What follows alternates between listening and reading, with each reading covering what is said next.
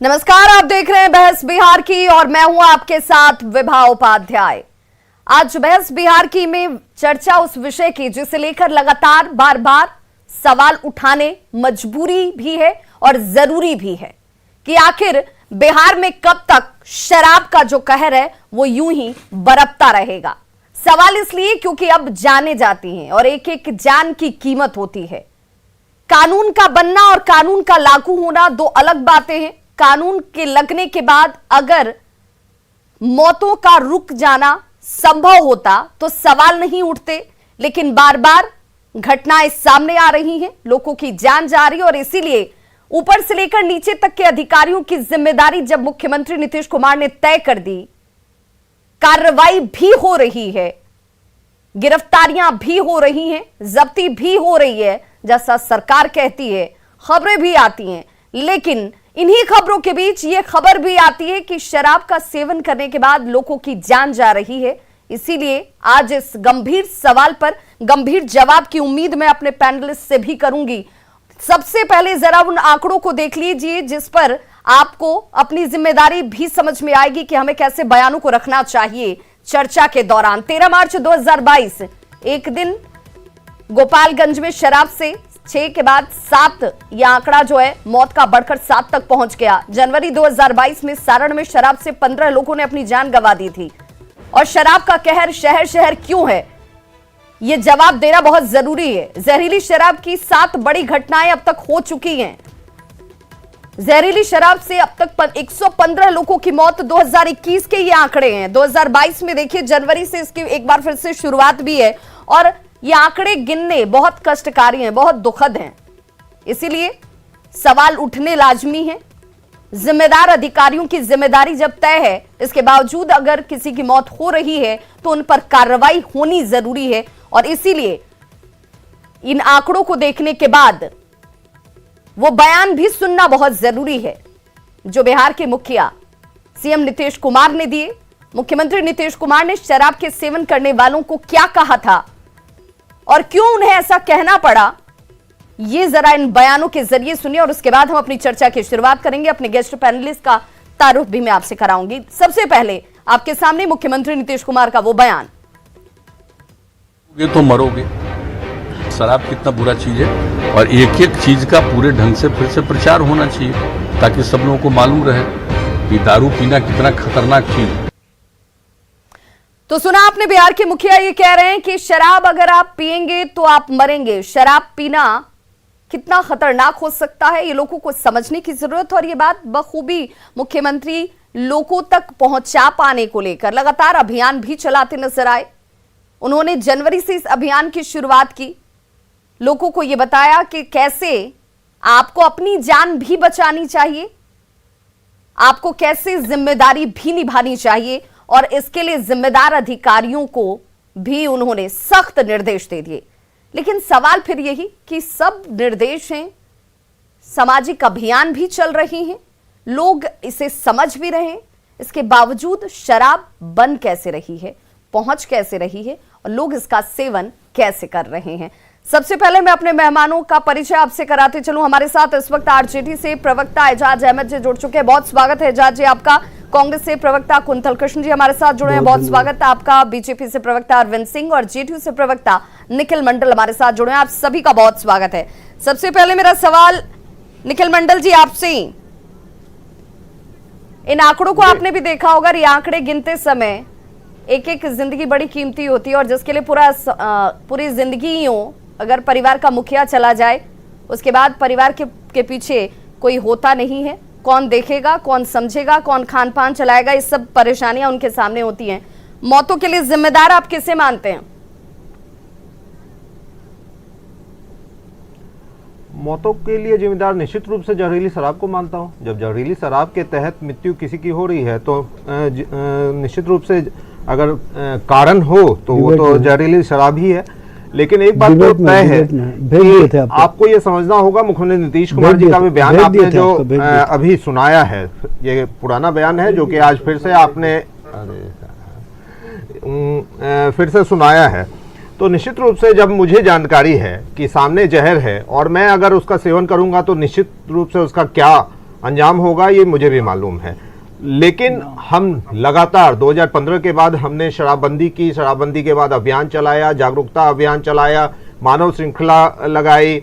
हाल फिलहाल भी समाज सुधार अभियान के तहत मेन फोकस अगर देखा जाए मुख्यमंत्री नीतीश कुमार जी का, जो बिहार के हर जिले में वो गए, तो मेन फोकस जीविका दीदियों के तहत भी और तमाम लोगों के तहत भी वो लोगों तक यही कहना चाह रहे थे कि इन तमाम कुरीतियों के अलावा शराब का क्या असर है, कैसे परिवार बर्बाद हो रहा है और किस तरह इसे रोकना होगा।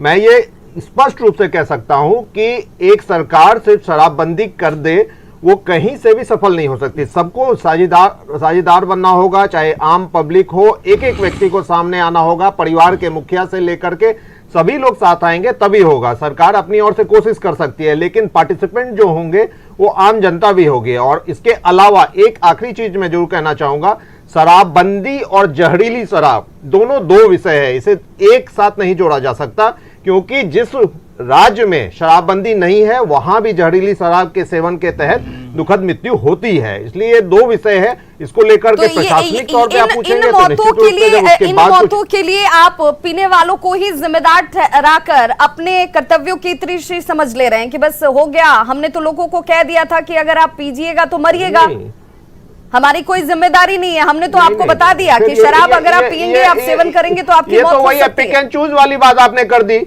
ये तो आपने पिक एंड चूज वाली बात कर दी कि आपने वो लाइन, मैंने कहा कि हमने लगातार अभियान चलाया, जागरूकता अभियान चलाया। अभी भी 5-6 दिन पहले, एक सप्ताह पहले ही मुख्यमंत्री नीतीश कुमार जी ने इस अभियान के तहत जो तमाम बिहार के कोने कोने में जाकर के इन बातों को रखा। हम लगातार प्रयास कर रहे हैं, हमने कह दिया ये वाली बात नहीं है, हम लगातार कह रहे हैं, हर प्लेटफॉर्म पे कह रहे हैं, और जागरूकता के साथ साथ हम तमाम कानून व्यवस्था के तहत भी शुरुआत की थी। तब मैंने इस बात को कोट किया कि सामाजिक अभियान चलाए जा रहे हैं, गिरफ्तारियां भी होती हैं, जब्ती भी होती है, ड्रोन को छोड़ा जा रहा है, हेलीकॉप्टर उड़ाए जा रहे हैं, तमाम जिन चीजों को बरामद किया जाता है उन्हें ध्वस्त और नष्ट भी किया जा रहा है। लेकिन मेरा सवाल इसलिए है, लोगों की जिम्मेदारी है, लोगों को भी सही और गलत का चुनाव करना चाहिए, ये उनके विवेक पर, उनके तमाम परिस्थितियों पर भी निर्भर करता है। लेकिन मेरा सवाल इसलिए क्योंकि आपने विभाग खोल रखा है ना, उस विभाग से जुड़े हुए लोगों की तैनाती कर रखी है ना, आपने उनकी जिम्मेदारियां भी तय की है ना कि अगर किसी इलाके से शराब की बरामदगी होगी, उस शराब को पीने के बाद लोगों की मौत होगी, तो उसके लिए वो अधिकारी भी जिम्मेदार होंगे। उन अधिकारियों को तो आप बताइए, उन अधिकारियों को तो आप अकाउंटेबल बनाइए इसके लिए। नहीं तो कब अकाउंटेबिलिटी तो सबका तय हुआ है, बड़े से बड़े लेवल के लोग इसमें अंदर गए हैं, और यहां तक कि पॉलिटिकल पर्सनैलिटी भी अंदर गए हैं। और इसके अलावा मैं आंकड़े साथ में लेके आया हूं, अगर आप आंकड़े बोलेंगे तो हम तो डे बाय डे, अगर कोई व्यवस्था लागू होती है तो जनरली देखा जाता है कि वो व्यवस्था को शुरुआती दौर में बहुत कड़े तरीके से लागू किया जाता है, लेकिन दर साल पर पीड़ित का बयान भी चल रहा था। निखिल मंडल जी, बहुत खेद के साथ मैं ये बात इसलिए कह रही हूँ क्योंकि मुझे पता है कि सरकार कोशिश कर रही है, मैं उसके कोशिशों को नकार नहीं रही हूँ, लेकिन वो कितनी फ्रूटफुल है जरा वो भी आपको समझना होगा। आप कानून बना रहे हैं, आप उसके इम्प्लीमेंटेशन के लिए अधिकारियों को निर्देशित भी कर रहे हैं, लेकिन वो अधिकारी क्या अपनी जिम्मेदारी बखूबी निभा रहे हैं? क्योंकि जो पीड़ित है वो ये कहती है कि हमें पुलिस वाले ही डराते हैं, हमें वो पुलिस वाले ही कह रहे हैं कि आप अपने बयान को बदल दीजिए, कार्रवाई भी हो रही है ना। जी फिर से बोले। पीड़ित का बयान भी आपने सुना होगा, हमारे चैनल पर लगातार हम पीड़ित का बयान भी दिखा रहे हैं, जिनके घर के चिराग उजड़ गए, जिनके चिराग बुझ गए, वो ये कह रहे हैं कि पुलिस वाले हमें कहते हैं कि आप इस तरह का बयान न दें। इसी जिम्मेदारी के साथ लोगों को अकाउंटेबल बनाया गया। नहीं, देखिए हमारे इसमें कोई दो राय नहीं है कि हमारे समाज के बीच से ही पुलिस वाले भी आते हैं, और उसमें बहुत से अच्छे भी होते हैं, बहुत से बुरे भी होते हैं, वेल परफॉर्मर भी होते हैं, अंडर परफॉर्मर भी होते हैं, और वैसे अंडर परफॉर्मर पे कार्रवाई भी होती है, और एक बार नहीं हुआ है, कई दफे हुआ है, हम ये नहीं कह रहे हैं। लेकिन इसके साथ साथ हमने क्या कहा कि प्रशासनिक कार्रवाई के अलावा, सरकार के अलावा हम सबको आगे आना होगा, तो एक जो सपना देखा गया है शराबबंदी का, वो पूर्णतः सफल हो सकता है। हम कोशिश कर सकते हैं, लेकिन निश्चित रूप से अगर किसी गांव में जहरीली शराब से मृत्यु होती है तो हम जरूर इतना सोचते हैं और उम्मीद करते हैं कि उस गांव में अगर इन तमाम चीजों को बनाया जाता है तो ग्रामीण जो परिवेश के लोग वहां बसे हुए हैं वो भी आगे आए। अरे अपना नंबर नहीं बताएं, अपना नाम नहीं बताएं, उसके लिए भी सरकार ने व्यवस्था की। ये भरोसा तो जीतना होगा ना, लोगों का ये भरोसा तो जीतना होगा, ये भरोसा जीतना होगा ताकि लोग खुल के अपनी बात कह पाएं, लोग ये कह पाएं कि यहाँ पर चीजें मिलती भी हैं और ये हमें डरा रही हैं, हमें धमका रहे हैं और ऐसा नहीं होना चाहिए। मौत किस वजह से हुई? एक आखिरी लाइन बोलूंगा मैं, एक आखिरी लाइन बोलूंगा। अगर इसलिए तो मैंने कहा कि विकल्प भी ये है टोल फ्री में कि आप अपनी पहचान को छिपाते हुए सिर्फ आप बता सकते हैं, आगे की कार्रवाई प्रशासन करेगी। बहुत जगह ऐसे मामले आते हैं कि लोग बताना नहीं चाहते, अपना नाम एड्रेस नहीं बताना चाहते, जबरदस्ती अंगूठा लगवा लिया जाता है। निखिल मंडल जी, आप समझते हैं इस बात को? लोगों से जबरदस्ती अंगूठा लगवा लिया जाता है, उन्हें ये बताया भी नहीं जाता कि किस पेपर पर अंगूठा लगा रहे हैं और क्यों लगा रहे हैं, और सचमुच जिसने अपने बेटे को खोया उसके मौत के पीछे की वजह क्या है, आपको जरूर इस बात को भी ध्यान में रखने की जरूरत है। आरजेडी से हमारे साथ एजाज अहमद जी जुड़े हुए हैं। एजाज अहमद जी, निखिल मंडल जी का बयान आप सुन रहे होंगे, आपको भी लगता है कि क्या सिर्फ कानूनों के साथ जब लगातार कोशिश भी हो रही है उसके बावजूद मौतें क्यों हो जाती हैं? देखिए विभा जी, अभी आप ही बाइट दिखा रही थी माननीय मुख्यमंत्री जी का। मुख्यमंत्री जी ने उसमें कहा कि ठीक से प्रचार होना चाहिए। तो अब माननीय मुख्यमंत्री जी से मैं पूछना चाहता हूं कि 6 बरस हो गए बिहार में शराबबंदी को और उसके बाद भी ठीक से प्रचार नहीं हो रहा है, जबकि आप समाज सुधार यात्रा में निकले हुए हैं। आप सिर्फ एक बयान दे देते हैं कि जो पिएगा वो मरेगा।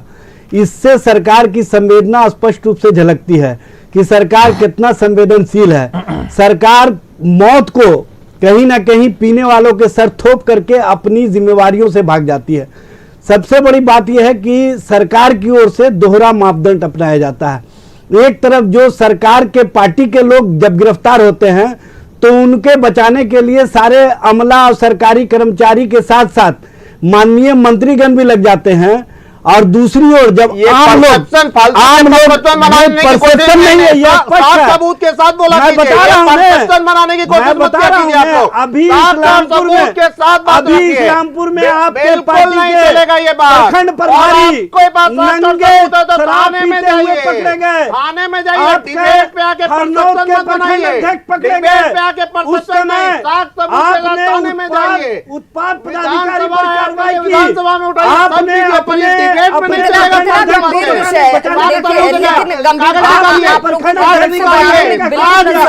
उसके कारण उस समय पाठक जी जो उत्पाद के यहाँ कमिश्नर थे, उन्होंने अपना पद को छोड़ने का इच्छा जाहिर किया और छोड़ करके चले गए बिहार से। आप उसी परसेप्शन पर आज भी चल रहे हैं। आपके विधायक ने आपके सांसद पर आरोप लगाया कि शराब बिकवाने का काम करते हैं। आपने जिस ग्रामीण इलाके की बात बार-बार करते हैं, ग्रामीण इलाकों में वो कितना वक्त लगेगा लोगों को जागरूक होने में और क्यों वहां तक शराब पहुंच जाती है? ये शराब जो है वो जब वहां तक पहुंच रही है तभी उसका लोग सेवन भी कर रहे हैं, चाहे वो जहरीली हो या ना हो। सवाल इसीलिए। प्रवक्ता विनोद शर्मा भी हमारे साथ बीजेपी से जुड़े। विनोद जी, ये पैरेलल इकोनॉमी, विनोद जी खामी कहाँ रह जा रही है? क्योंकि हम सलूशन की बात करेंगे, हम समाधान की बात करेंगे, हम इन मौतों को रोकने की बात करेंगे। पॉलिटिकल डिबेट नहीं चल रहा है, बहुत गंभीर विषय है, लोगों की जान से जुड़ा हुआ विषय है। पॉलिटिकल डिबेट से इस रूप में मत बनाइए, थोड़ी सी गंभीरता बरतिए। जिन लोगों ने अपनों को खोया है, दूसरे के घरों के चिराग न बुझे, कम से कम उनके लिए सार्थक चर्चा कर लीजिए। विनोद शर्मा जी से मेरा सवाल है। विनोद जी, मौत पर भी कहीं ना कहीं असंवेदनशील दिखते हैं। सुन लीजिए ना, जब माननीय मुख्यमंत्री कहते हैं जो पिएगा, बिल्कुल जवाब सुन लेते हैं, जवाब सुन लेते हैं, एजाज जी जवाब सुन लेते हैं। वक्त की कमी है, वक्त की कमी है, इससे सार्थक चर्चा ही तक रहने दिया जाए। विनोद शर्मा जी, विभा जी आपको सबसे पहले धन्यवाद देंगे, आपकी टीम को, ईटीवी न्यूज़ 18 को, कि लगातार जो सरकार या प्रशासन में कमियां उसको उजागर करती है, हम तक पहुंचाती है। सरकार निश्चित रूप से उससे काफ़ी कुछ जानकारी प्राप्त करके कार्रवाई करती है और सरकार की मंशा पर अब प्रश्न नहीं उठा सकती हैं, क्योंकि मुख्यमंत्री इतने गंभीर हैं कि लगातार गांव-गांव में जाके प्रचार कर रहे हैं। सभी जिलाधिकारियों को इसके लिए फंड अलॉट किया गया है कि आप प्रचार प्रसार कीजिए, बताइए कि इससे कितनी हानि हो रही है, क्यों मौतें होती है। लेकिन जो मौतें हो रही है अधिकांश कच्चे शराब से, और कच्चे शराब घर में बनते हैं, आंगन में बनते हैं। तो ये देखिए, संभव नहीं कि हमारी सरकार कोई हर घर में पुलिस बैठा दे, ऐसा संभव नहीं है। इसमें लिए जन जागृति की जरूरत है, जन सहयोग की जरूरत है। मुखिया को तो क्योंकि चुना है ना देखिए आपने? गलतियां लोग कर रहे हैं चौकीदार होता है सरकार ना? के ऊपर नहीं तो हर घर में थोड़ी रहेगा, गांव में चौकीदार होता है, हर आंगन में थोड़ी जानकारी रहेगा। कैसे कोई इकट्ठा कुआं में कीजिएगा? कूद जाए तो क्या करेगा पुलिस? नहीं आप हमको बताइए नहीं ना। नहीं, कोई जानकारी व्यक्ति अपने यही कुएं में तो कूद जाए तंत्र करेगा का काम प्रशासन? होता है ना, कार्रवाई तंत्र का काम तो यही कार्रवाई होता है ना, में विनोद शर्मा जी।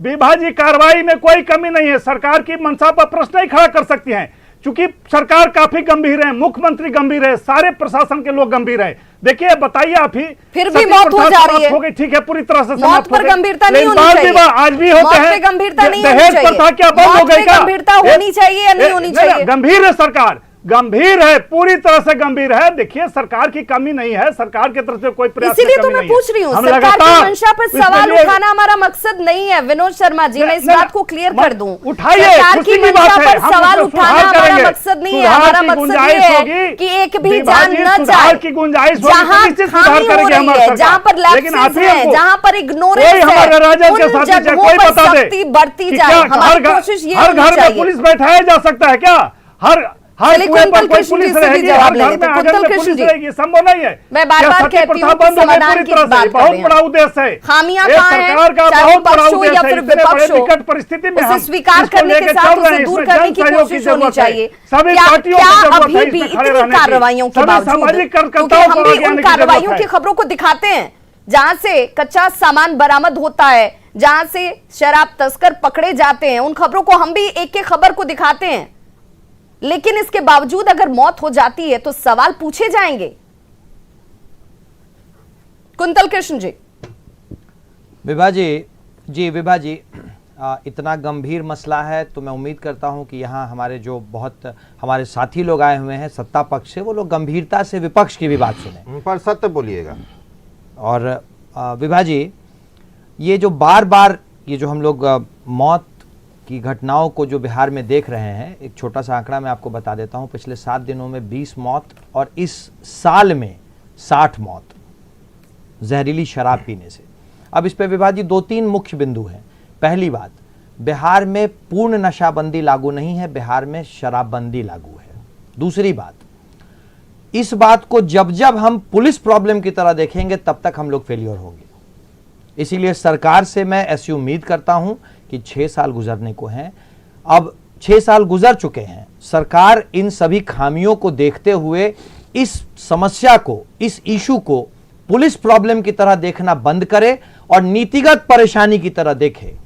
इसमें नीति में परेशानी है, इस पॉलिसी में प्रॉब्लम है। क्योंकि जैसा अभी अभी हमारे सत्ता पक्ष के साथी कह रहे थे, मैं उनकी बात से इत्तेफाक रखता हूं। हर घर में आप चौकीदार नहीं भेज सकते हैं, पर आपने नीति ही ऐसी बना रखी है जिससे कि मौत होगी ही होगी।